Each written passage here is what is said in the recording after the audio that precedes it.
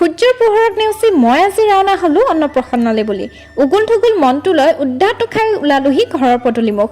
এইবাৰ আকৌ দেখিলো এখন থালত মই ভাল পোৱা পইচা আৰু মই বেয়া পোৱা কিতাপ এখন থোৱা আছে।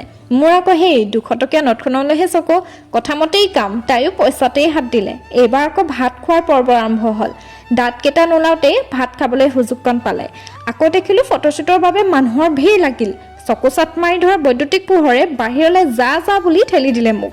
অক্সিজেন নাপাম বুলি আজি যেনিবা ফটো নুতুলিলোৱে।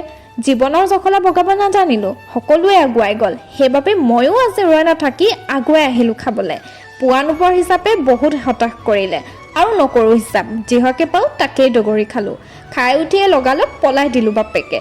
আকৌ ওলাই আহি লগ পালোহি বৌজনীক। আগৰ ভিডিঅ'টো চাই মৰমতে মোক পাগলী বুলি কৈছিল। ভাত দালি চব্জি যে ফিংগাৰ লিকিং গুড আছিল তাৰে ডিছকাশ্যন অলপ কৰি গৈ আছিলো ঘৰলৈ। আজিলৈ ইমানে, বাই।